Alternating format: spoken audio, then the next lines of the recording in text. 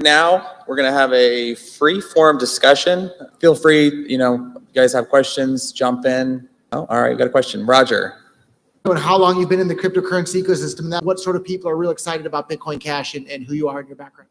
Sure. So I remember first reading an article about Bitcoin back in 2012, and it was Eric Voorhees' Libertarian Introduction to Bitcoin. And it, sort of sent me down the rabbit hole of, oh my gosh, I've never really thought about what money is and how it works.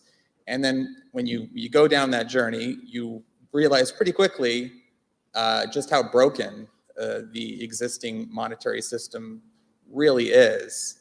And it was just an incredibly compelling, exciting vision of, like I said, restoring financial sovereignty and freedom to individuals and just allowing people to transact with one another freely without, in a form of money that can't just be, printed and having their purchasing power stolen away. So, yeah, I thought it was incredibly compelling, and I still think that's an incredibly compelling vision.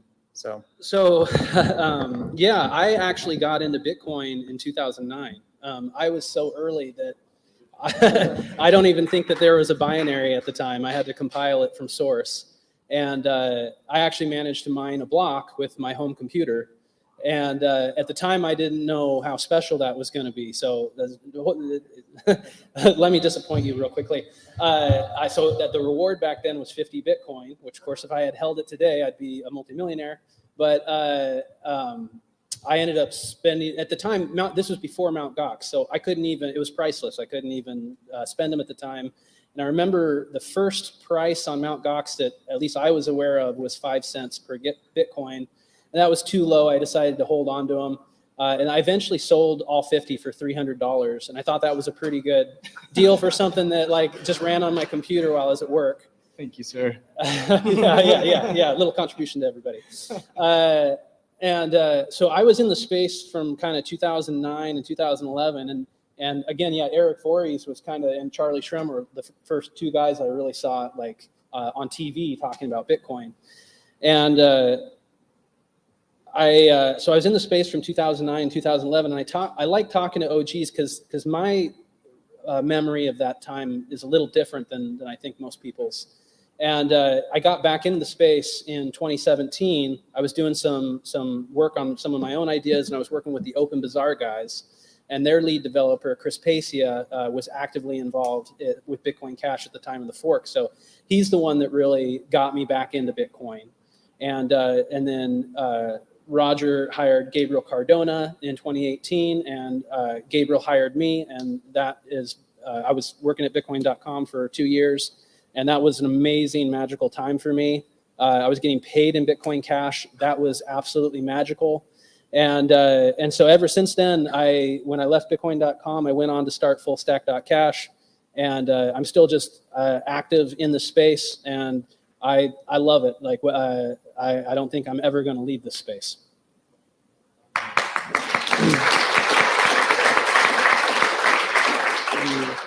Yeah, I think mine's working all right. So mine is much more simple than you guys. So I came at it. Someone told me about it maybe in 2012 or 13, and I was like, "That's a scam." I didn't believe it. Yeah, I didn't think it was real at all. I'm an engineer, and I looked at it, I was like, "That's not real, man. That's like Blade Runner stuff. That doesn't exist. It's like cred stick, whatever." So I didn't believe it at all. And then I saw the price go to some moon or another, and I was like, well, maybe I should look into it. And so I had to look into it, and I read the white paper. I saw, oh, okay, I understand how this works. It's not fake. It actually works, and this is a real thing. And I just missed it. So bye. So as it flew off to the moon, and then it crashed with Gox, right? And I just caught every knife I could on the way down from Cox. So yeah, so I came into it just as an investment. I thought, hey, I understood this before some people, not these guys, but I understood it before some people, and I understand the impact that it can have. And yeah, let's do this thing and make some money. But after getting into it, then I actually realized, well, yeah, the reason it's going to be so valuable is that it's a historic thing. It's actually going to be in the history books. It's actually going to make a difference. And I made the decision, you know, well, I could just continue doing what I'm doing with my engineering work or whatever. And I was like, well, why not just put them together and make this new economy work and be part of the story, be part of the history books. So that was how I got into it. I was joking before, but it's not really a joke. He covered CBDCs, central bank digital currencies. And if you don't take anything away, if you need to go, whatever it is, that's the one thing that's coming at you hard and fast. You should really know a little bit more about it if you aren't already an expert on it. It's worth knowing about and knowing why you really want to have an alternative. So if you just heard one message, be ready for CBDCs, be prepared ahead of time, be working on the new economy, have an option. Don't get walked into a corner.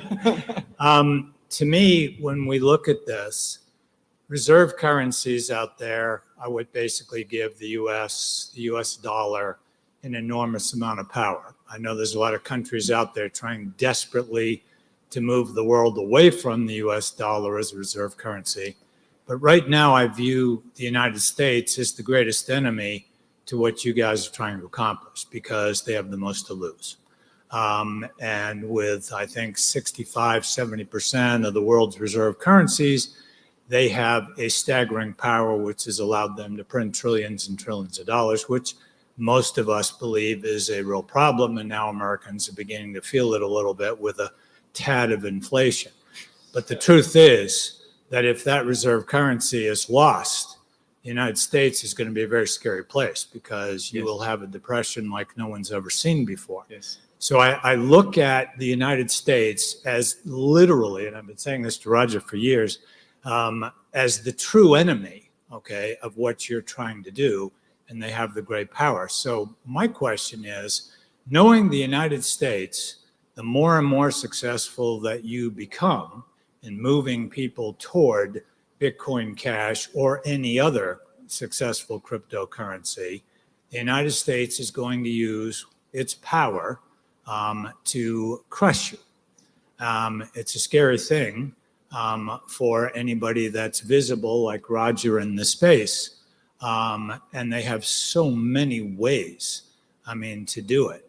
So my question at the end of this is, have you guys thought about, a way to deal with that when that monster comes? Yeah, So- sure. I'd like to jump in first, actually. Yeah. So if you remember one of my slides, there was a thing that I didn't explain very well called the chip process. So this is the result of years of struggle, pain, splits, trying to figure out how to make things work without a king, without a decision maker that enforces decisions on everyone. We've been through a lot of pain to come up with this, and it works very well.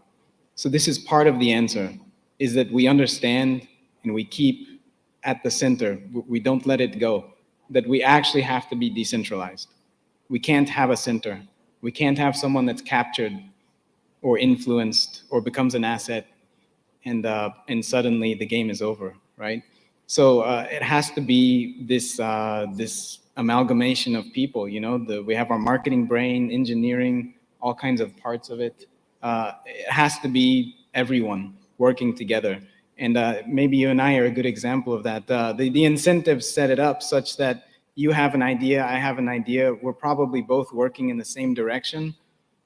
Without that incentive of making the network, making the money work, sorry about that.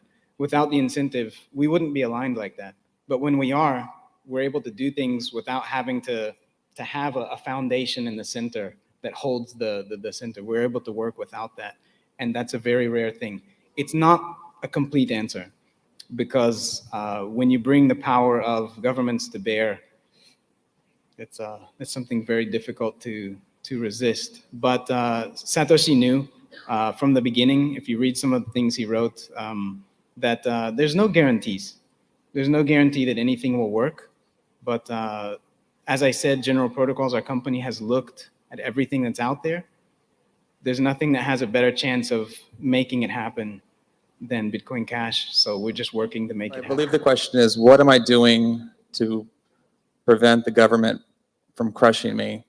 And I'm not going to tell you where my bunker is, okay? But no, I mean, I think we are, genuinely, jokes aside, facing, the possibility of some very scary times.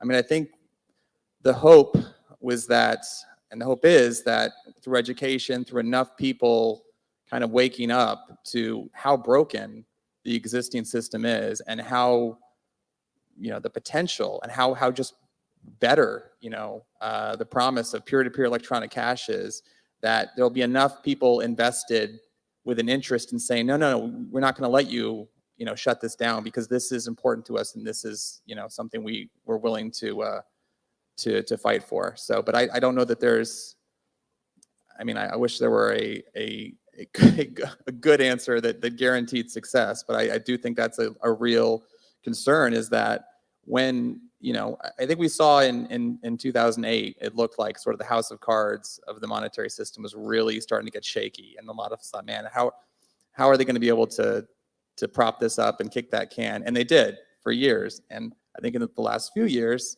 it's starting to look shaky again. And I think all they did was delay the problem and make it ultimately bigger. So we'll see. Check. Yeah. I'm pretty much going to say what John said, but in a different way. I'm really fond of looking from a historical standpoint. I'm really fond of looking back at the cypherpunk movement because I personally view Bitcoin as the next step in the open source movement, and the cypherpunks are sort of that fill in the gap there. And just like John said, we can't have a center, and so at the PSF, everything we do is open source and licensed under either the MIT license or the GPL v2 license. And it's for exactly that reason that we don't want to have, there's actually a number in the tech industry called the bus factor. And it's how many people in your organization have to get hit by a bus in order to destroy your organization. And in the PSF, we have a 0 bus factor because we're all interchangeable. We try to all understand the code, and that's how we fight it. This is what makes the U.S. government and all governments, all state actors for that matter, they're designed to regulate centralized entities. And if you look at any industry, the telecom industry, the financial industry, like pick any industry that's been around for a while, and you're going to find it has 2 or 3 major actors. And because that's what's optimal for the state. They are not set up to go after individual people. When they do, it's a terrible thing, but they're not very efficient at it. And so the way to keep our culture alive and not threatened is to decentralize and to eat our own dog food. The decentralized aspect, like we're overusing it here, but we're actually serious about it, so it's okay. So, but all of us being decentralized, when I talk with Elliot, sometimes we talk about the decentralized brain, the C-suite. There's the executive suite, right? And we have that with Bitcoin Cash. We have people who are very good at marketing, people who are very good at onboarding and working with merchants, people who are very good at engineering. We have all these different parts of the C-suite, but we're not allowed to have the CEO. You're not allowed to have that center point who makes the final decision. We have to make it together. And what that means is everyone who's out there who thinks this is important, who thinks you're going to make money with it, who thinks you're going to build a company or do an investment, you're not going to be able to just watch it. You have to be paying attention. You have to understand that the 100x, the 1000x opportunity that's there for you is something that's going to require some action and paying attention and listening and participating. you're going to be a real stakeholder in what happens. And it's going to be historical, but yeah, it's going to take everybody. You can't just sit by and watch. My name is Riancho de Cuba. I'm a software engineer, and I'm quite lucky to come from the 90s. So I grew up with the internet. So when they was talking about the open source, so basically back in the days, we're talking about Oracle being the strong, and then we start focus much in MySQL, and we made open source powerful to the point now that nobody can touch open source. Yeah. So with the question about the decentralized, because I was involved with eGold, and I lost money with eGold. And a friend of mine walked into my office and said, let's invest into Bitcoin. Talk about 2010. And I generated Bitcoins, 250 Bitcoins, five transactions. Nice. You know what I did? I threw the computer away because I got a new laptop. But, so yes, I'm also part of the story. Thank you, sir. And Robin and I, as a business partner, we tried to buy Bitcoin in 2012. Where to buy it? Nobody, there was nobody to sell it to us. But the idea of the decentralization is for them to stop, like his question, to stop us right now, they have to stop the internet. Because every time someone goes on the internet, puts a network working, there's another one. So there's no way, I think no one can ever stop us at this point. So you should not be worried right now for the United States. We're behind that point. That's amazing, and especially the technical part. For me, it is precious to hear how much development is inside the Bitcoin Cash community, and how strong is the focus in creating a technology that can supersede banks and other financial and centralized institutions. So my questions are for John and Chris, especially for John, who talked the most about the chip process.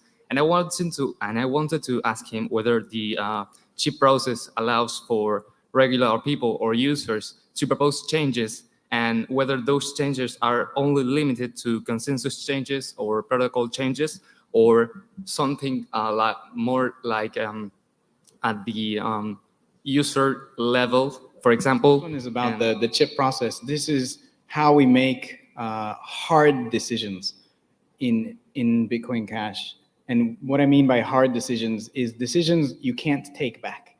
You can't make the decision and then say, wow, maybe that wasn't the best way to do it. No, these are hard decisions. These are what we call consensus decisions. These are decisions that affect everyone on the network. They affect how the money works. That's the focus of the chip process. So the second question you had is, what's it focused on? It's really about the hard decisions, like consensus. You can use it for other things. It's a process. You can use it for anything, but it's really about those irreversible decisions that we have to make. And these are traditionally very difficult decisions to make without a central authority to make them, because they're hard and they're going to affect everyone. And so instead of just saying, well, it's easier to have a king, we came up with the process. And the answer to your first question is that it involves everyone. And that's what I said before. You can't just sit back and watch this thing happen. You're going to participate in this history. So the chip process is started and operated by stakeholders. So we didn't talk in detail, but a chip is a document. You make a document and you propose it to the ecosystem. There's no authority to submit it to. There's no one that you send it to and you say, hey, I'd like to submit my request. No, you just have to figure it out. You put it out in the world and you say, I have a proposal. I think this is a very important thing to be done. These are the benefits. These are the drawbacks. These are the 100 companies and individuals and organizations that I have talked to about it, and they understand why it's valuable. Because it's a social process. So the chip process, anyone can participate in it. As a matter of fact, very differently from the history, there's something called the BIP process, the BIP process. It's a very narrow, technical, engineering-oriented process. The chip process is a social process that involves engineering, politics, economics. It involves every aspect of the network. So it necessarily involves stakeholders who do everything, not only engineers. I'd love to know what tools you're using to drive this grassroots adoption, and what tools do you already have and you like, and what tools do you feel are needed that would make things even easier for you to do even more of what you're doing already. And thank all of you. Thank you. In Argentina, we have a problem with employees. Usually they don't stay in the same place because many reasons, but I think that the laws make it difficult for you to keep an employee for a long time. So it's maybe you find one guy one day and the next day is another guy, or next week. So that's a problem. And we try to solve it in this mini market with an idea that I don't know who came up with that, but that was great. Just put in the clothes a QR code. So you don't have to know anything. Just I am seeing that you accept, even if you don't know. I do know, and I'm scanning this, and it's in your clothes, so you cannot say I do not accept. I can pay you, and we are doing that in that way. That's a great idea. That's a good start.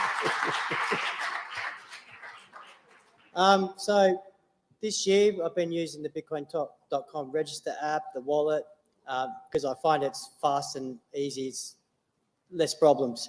If you've got merchants around the city and they've all got different POSs, then it's hard to keep a track on who's updated with what.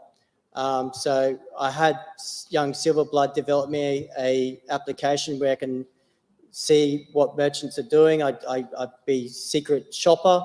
I go around, see how they go with their merchant terminals. There's a few areas that I'd like to improve on. But with the merchant adoption in the Bitcoin Cash City Townsville, we've got a lot of just regular people interest now. And so the problem that I face in our first world country worldview is we've got this hodl mentality that's been deep-seated now in the crypto community.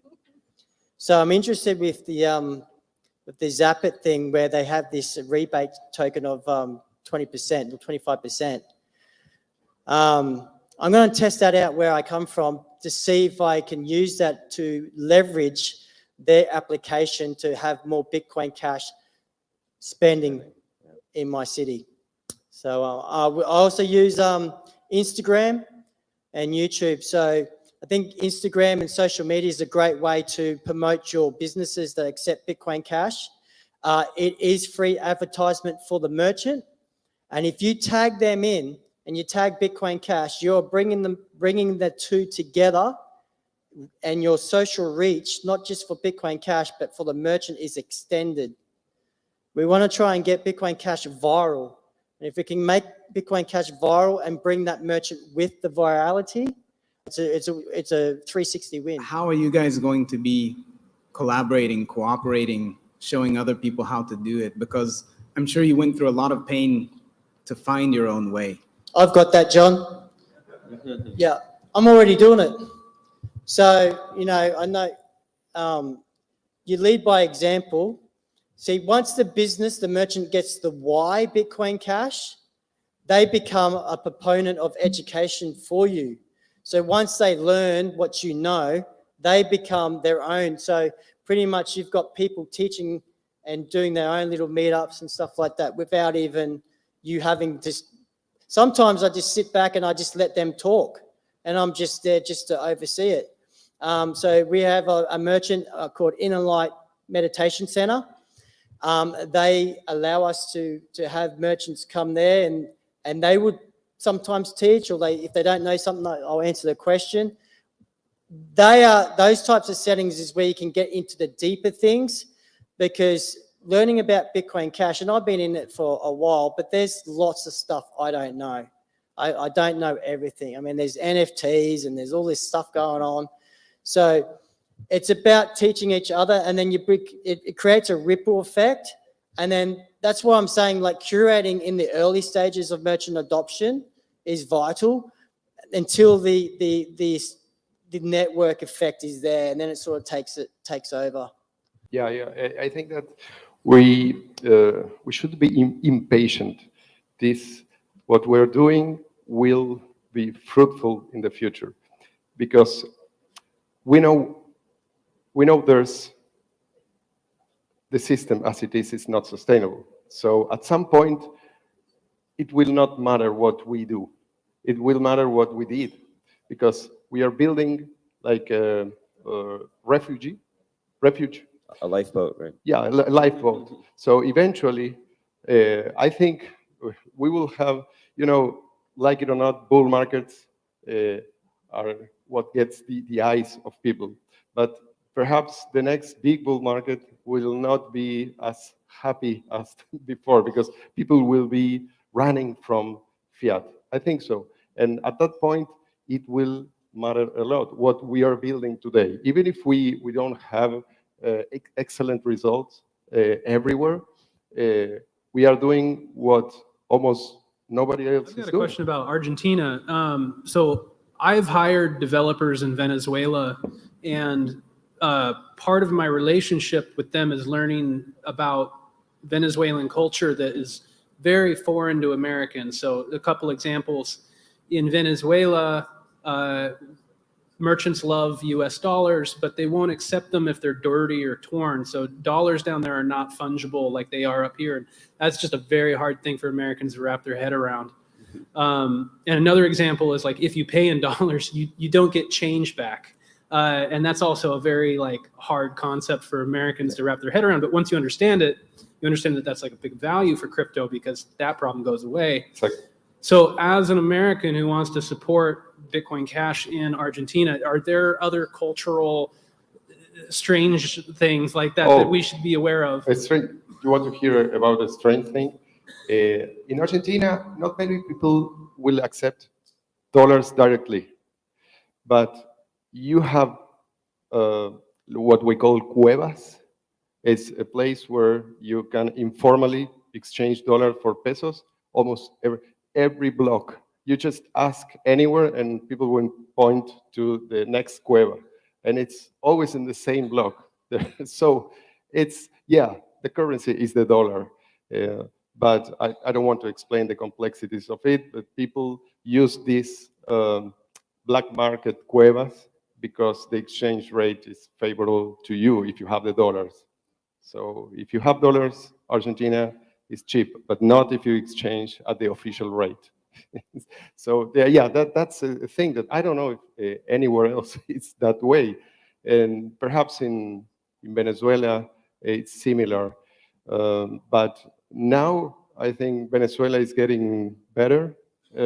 Argentina, I don't know what will happen, but people, the good thing about Argentina is that people are very used to ignore government mandates, whatever. They don't care. I don't mean with this that all Argentinians are libertarians, but they behave like they are. Another question about Argentina is, do you find that stable coins play a big role down there? Like as Americans, we're sensitive to the volatility of Bitcoin, but with the inflation in Argentina, it's a different perspective. Yeah. Many people, I would say, I was going to say fell for that, but I understand the utility of stablecoins.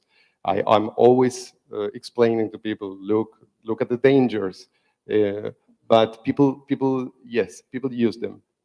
But people, each time we have a big collapse or a big, como se dice, the newspaper says, watch out with this exchange or whatever, people start to fear. And so they know this is not a definitive solution. But many people use them, yes.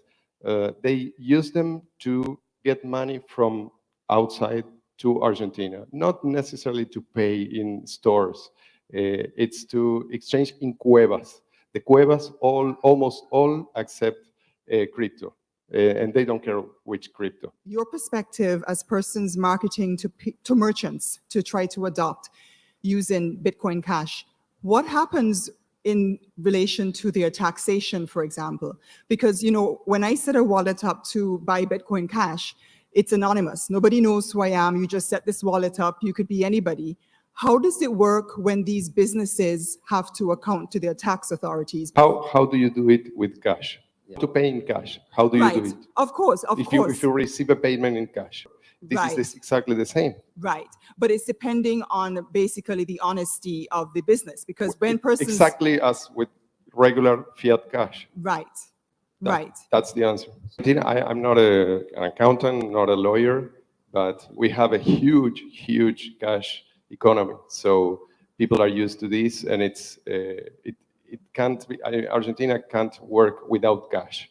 And so that's why I said Argentine people are used to this, and they really they understand it instantly. You don't have to push for this. You don't have to explain a lot. They see the benefits because they need it every day. So I don't know exactly how it is, but I don't think it's that way. You are supposed to report everything like the bank does. But some people, let's say you are, I don't know, you are como se dice, taking care of a baby and you pay in cash. I don't think that's a reportable event. I don't know, but in that case, you can use BCH the same. Okay, so in Australia, it's not in the best interest of companies to be dodgy. There's software that you can have that enables your accountant to get the maximum tax rebate for your. We've got GST. You know, we can make claims. We can make tax deductions. Now, if you're doing something dodgy, you won't be able to get those tax deductions. Like you said, it's on the blockchain. It's easily tracked like that. So our merchants, they go to their accountants. They put in what the reporting from the software that they use to keep track of all their income coming in, out, gains, losses, all that sort of stuff. They hand it to the tax agent, and they take care of it. Trying to be the sort of wet rag in the room, No. but I mean, think you may be right about the future, but you are imagining a future where the United States may have the same power as today. And if the United States goes the same way as Argentina, perhaps the government they don't like people using dollars, but people are using dollars because there's no other better alternative that they know. So it's not what they want, it's also what they can do to you. Maybe if I can start off with the story of how I met Sonny. And so I've been here in and out of St. Kitts for the last, over a decade now. Yeah, time goes quickly. And I knew John Giuliani, who was on stage with me here a moment ago. I didn't know him super well, but I've known him a little bit for maybe 7 or 8 years or something. The last maybe 2 or 3 years, we really got to know each other real well. And at one point, not that long ago, maybe a year ago now, he told me, like, Roger, there's this guy, Sonny, who really wants to meet you, but I haven't been giving him your phone number and I haven't been giving him your contact details because I'm really scared he's just going to, like, bother you too much. And I told him, I told him it's okay. You can give him my contact details. It's fine. And John was really worried that Sonny was just going to overwhelm me, and he's right. Sonny has overwhelmed me, but in a wonderful, wonderful way. And today I consider Sonny one of my very dear friends, and I'm so glad to have had him in my life. And a lot of people on the internet that haven't come to St. Kitts, and they see all the adoption of Bitcoin Cash that's happening around here, and they assume that it's all me. But no, I've played almost no role in it whatsoever. It's been Sonny and his amazing energy and his amazing business network and just his amazing personality that's perfectly suited for this. And I'll have lots more Sonny stories I can tell people when the cameras aren't rolling and live streaming on the internet. But I'll let Sonny talk about whatever he'd like at this point. With the mic, but yeah. So when I met Roger exactly nearly a year now, that was December. I mean, I wish I could have met him before. We would have adopted the entire world by now. Yeah. So wherever we traveled together or where I traveled for my work, we did adoption a lot of, like, maybe 10 plus countries, including India. That's where I even met the Zapit guys as well. Raj is not here, but he opened a Bitcoin Cash cafe there. St. Kitts mostly because I live here from 10 years, and St. Maarten also I lived there 10 years. That's my oldest friend, Robbie, right there. Met him in 98 in a strip club, Yeah, that's how I met him. So that's how I know him. Yeah. And since then, best friends forever. National TV. So the adoption is there. We're continuing. It's all because of one cause, Bitcoin Cash. We all love the freedom, right? That's where here we are. We all have other businesses. And I think Roger, actually that was not true about the 2-3 years. Roger came to Buddha Bar to adopt me for Buddha Bar to accept Bitcoin Cash, right? I That's how don't we remember met. that. Yeah, yeah, yeah. I don't know. But then he adopted my life only for adopting Bitcoin Cash. Yeah. It's been wonderful. I really, when the whole conference talks started, and then me and John just started the conversation. John, should we do it? And then John said, of course, you're welcome to do it at my hotel. I'll give you the conference room, do what you want with it. And I'm like, wow, we started the concept. MP Bryson joined in. We started a little group. Bali was a part of it. Roger was there. And then we spoke to Elliot. And look where we are. It's happening. We are in St. Kitts, 30 plus countries. Thank you for coming, everybody. And I think all of us can learn a lesson from Sonny here. He is not afraid to talk to anybody about Bitcoin Cash, anyone and everywhere, but he's also very effective about how he does it. So recently I was in the Seychelles, and Sonny was in India, and he decided he'd fly on over and visit me in the Seychelles. And he was only there 3 days, something like that. And instantly he's walking into the stores and just talking to the clerk. Where's the owner? I want to talk to the owner. And then he goes, who's the head of the ICC here? Where's the head of the ICC? And like probably all of you in this room are like, what is the ICC? That was my reaction. And that's what the clerk said. What is the ICC? He goes, the Indian Chamber of Commerce. Don't you know, right?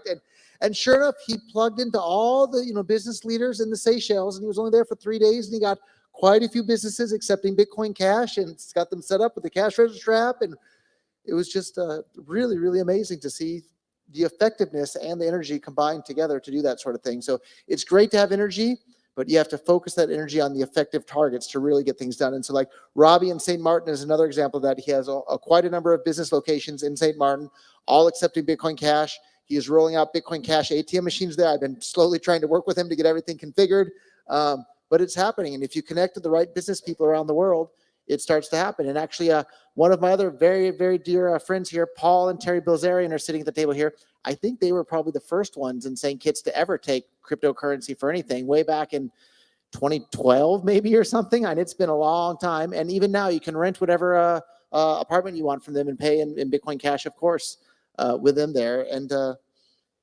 finding the right people and anybody that's in this room is likely to be entrepreneurial minded already. So find the right entrepreneurs in your area and reach out to them and get this moving, because we can all create a better, more free world for everybody that has peer-to-peer electronic cash. And that's why we're here today. So let's get out there, and rather than preaching to the choir, let's invite new people to become members of the choir.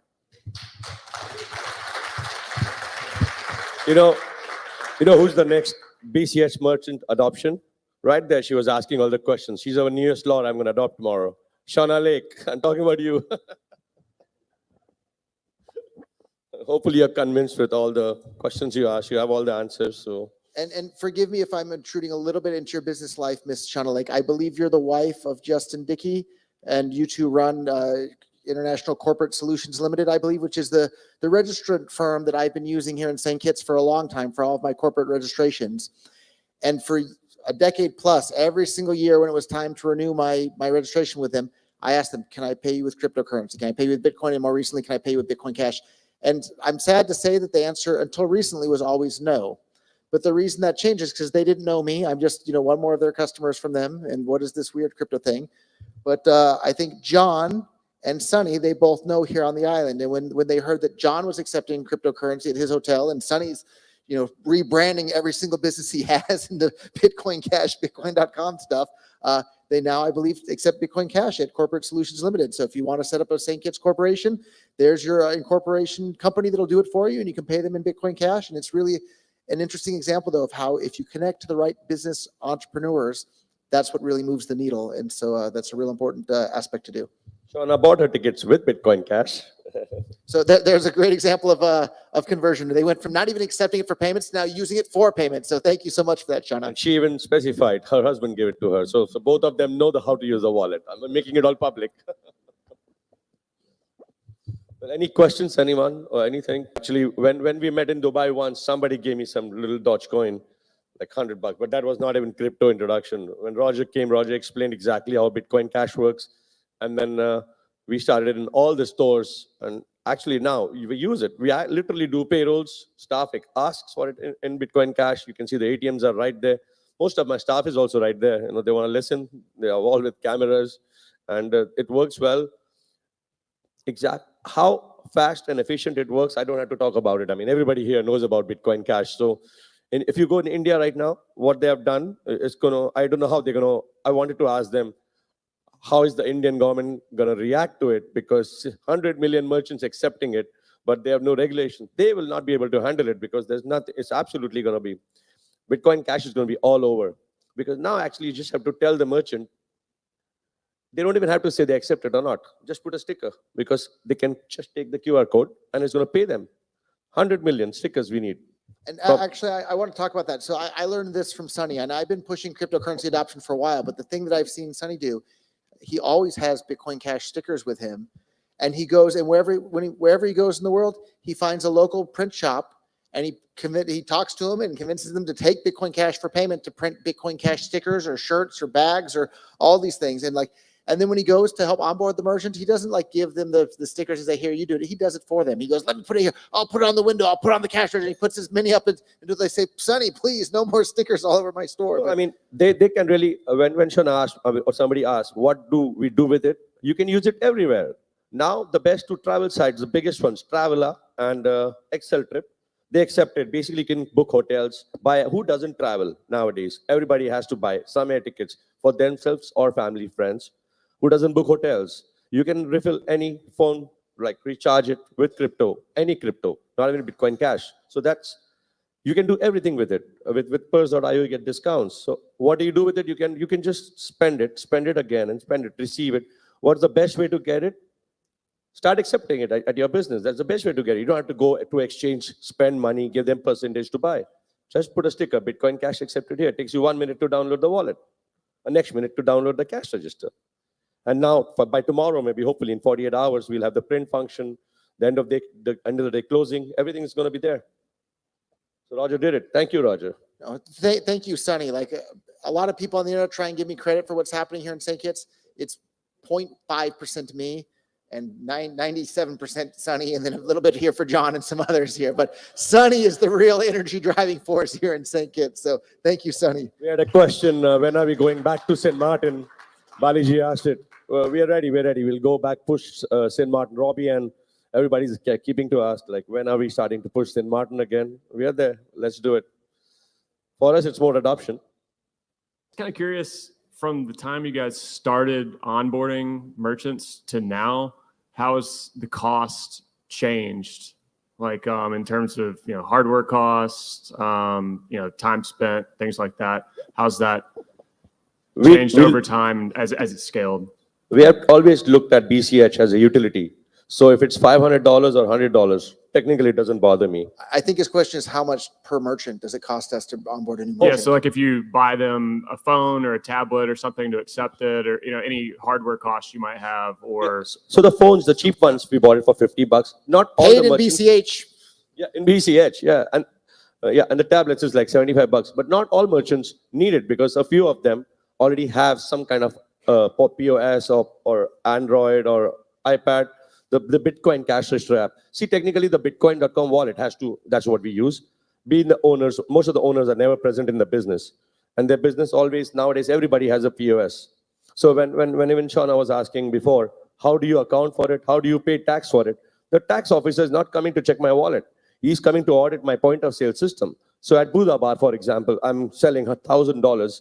So the breakdown comes 500 cash, 300 credit card, 100 check, and $180 I got in Bitcoin Cash. End of the day, I just created a currency and it's right there. So when you pay with BCH, the closing shows BCH. On that BCH, I'm paying VAT. So that solves the problem of the tax guy. He's not interested. I'm paying my taxes as I'm paying on cash. So exactly, now, when you say merchant, it's an average. Some of them, we don't have to give anything. Let's say $50, including the phone and the stickers. That's average cost, what we give to the, but I think Noel is buying expensive. I mean, he's doing something wrong, but he's paying $150 US per tablet, but Ryan bought it for $50. And you can buy a bunch of them at a discount on Purse.io. Yeah, you can buy a bunch, and we have contacts. If you buy 100, the last I bought, I got a offer for 14 US right now. It's just trying to get, but I have to buy 1,000. That's where we can team up. And if Australia needs 100, Ryan needs 100, you need 100, we can try to drop ship it and then share the cost. That means it comes down to $15. We are not trying to encourage you to listen to radio or watch TV. We just want that instrument. It's like a machine to accept Bitcoin Cash that will be linked up to the Bitcoin.com wallet. So it can be just the best Android version that will accept Bitcoin Cash.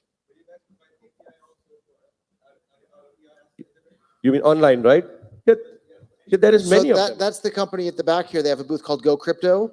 So what Sunny's doing is more grassroots, and there's no sign up, there's no connecting to some other, back-end POS system. But Go Crypto, it's the type of company that will integrate into existing point of sale terminals and roll out, 10,000 locations all at once overnight. And so it takes both, I think, to get the adoption around the world. And I actually want to thank you for your comment earlier today. I was also an eGold user in the early days and had my money stolen in eGold. And for those that don't know, in the late 1990s, there was a company called eGold. It was really great idea. They would hold gold, and they would physically hold the gold, and you would just transfer around the ownership of the gold electronically. And it was working great and getting more and more traction, and people all over the world were starting to use it until what happened?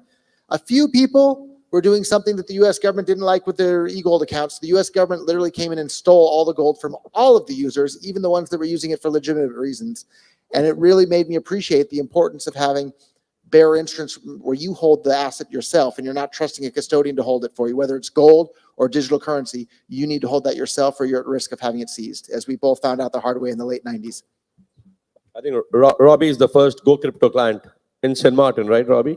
You're the first Go Crypto account. So you already know how to use it. You should meet the guys when you get a chance. You met them already?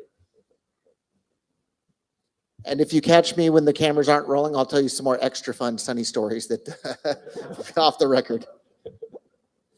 In restaurants, there are shifts. So you change and everything. So you have to, as much as you tell them, like we were having lunch the other day with all of you, and then we onboarded the restaurant, Boozies, and they called me back and they said the shift is leaving. So we had to go back because now what's the use of onboarding?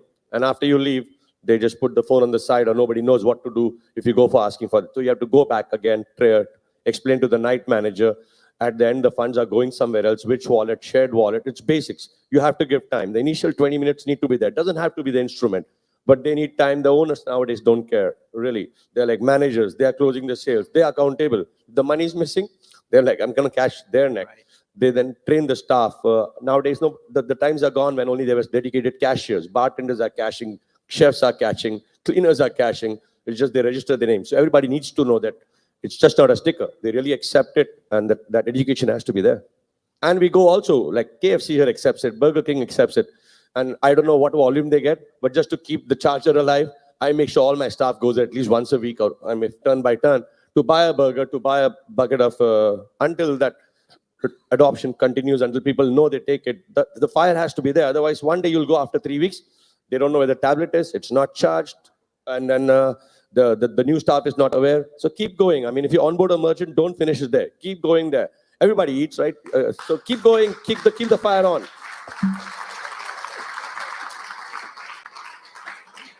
And speak to Roger with any hedge. Will help all of us more.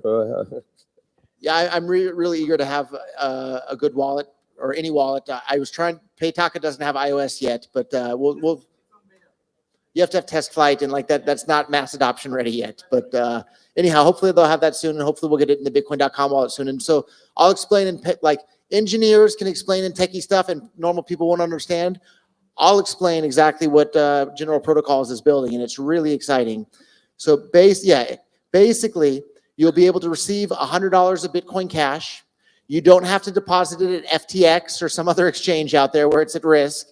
You'll still have the money in your wallet. And if you receive $100 of Bitcoin Cash today, later on, you'll get $100 of Bitcoin Cash still will be in your wallet. Even if the price doubled or dropped in half, you'll still wind up with the same dollar amount or the same amount worth of gold, or you can tie it to like the price of Big Macs or any sort of external price feed you have for any sort of asset. You'll be able to have the same amount of Bitcoin Cash later that you received at the time, and no counterparty risk there. I think my understanding, the only risk there basically is that somebody made some mistake in the mathematics somewhere, and then some other extra smart hacker nerd will figure out like the mistake in the mathematics and will exploit it that way. But the longer it goes on and the more people are using it, the less likely there's going to be some sort of flaw in the mathematics. Does that sound about accurate, John? And for those that can't hear, he said, yeah, it's been beat up pretty well so far, so it's probably pretty safe. I don't put millions of dollars in there or anything yet, but for the price of your Big Mac, you're definitely safe already, and we'll work on getting that in the Bitcoin.com wallet. But what that will do for the merchants, all these merchants that are accepting Bitcoin Cash, they can make it set up with a little bit of special software in the wallet built in, so it happens automatically and the merchant doesn't have to do anything. When they receive, a $100 payment, it's locked in at $100 in their wallet. Regardless of the price swings of Bitcoin Cash, they'll still wind up with $100 of Bitcoin Cash when they're ready to go and spend it. And I think that'll be a really powerful tool to drive adoption without needing any third parties or some other custodian to hold the money for you. Roger, I have a question regarding the last statement. When is that going to be live? Because that's the game changer. I think that's a question for John. I think it's live now. Maybe it's a question for when is it live in the Bitcoin.com wallet. We'll have a competition for your 400 merchants and for me having it live in the Bitcoin.com wallet. Sonny, did you hear that? What was it? We're going to have a competition to see who gets more merchants and the other features built into the Bitcoin.com wallet first.